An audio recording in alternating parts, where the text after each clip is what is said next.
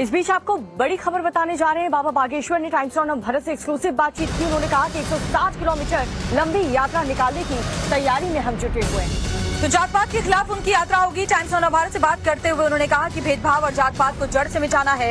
यात्रा में हम सबको साथ लेकर चलेंगे। बता रहे हैं इस यात्रा की तैयारियों में बाबा बागेश्वर जुड़े हुए हैं और टाइम्स ऑफ भारत से बात करते हुए उन्होंने कहा कि भेदभाव और जात पात को जड़ से मिटाना है।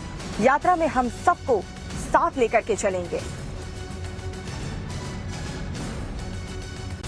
हमारे साथ बातचीत करने के लिए हैं बाबा बागेश्वर उन्हें कहा जाता है, लेकिन उनका नाम है पंडित धीरेन्द्र कृष्ण शास्त्री जी, जो पूरे विश्व में, पूरी दुनिया में उन्होंने सनातन का पताका लहराया हुआ है। अभी अभी आप बहुत सारे देशों में घूम कर आए हैं, लेकिन एक यात्रा आप निकालने वाले हैं, 160 किलोमीटर लंबी यात्रा।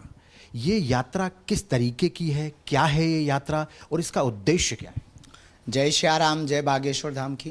भारत हमारा अद्भुत है और इस भारत देश में भारत को, बढ़ते हुए भारत को सबसे बड़ी दिक्कत है वो है जात पात और भेदभाव।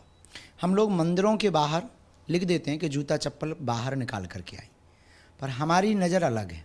हम चाहते हैं कि जूता चप्पल तो बाहर रख कर के आइए, पर कृपा करके जात पात भी बाहर रख कर के आइए।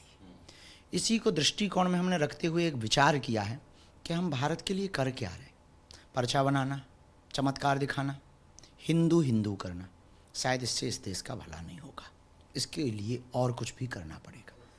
ये देश यात्राओं का देश है, इसलिए हमने विचार किया कि जो बिछड़े और पिछड़े लोग हैं, जो हमसे मिल नहीं पाते, जिनके पास जो हम तक पहुंच नहीं पाते, अब हम गांव-गांव जाकर के उन तक पहुंचेंगे, उनको गले लगाएंगे।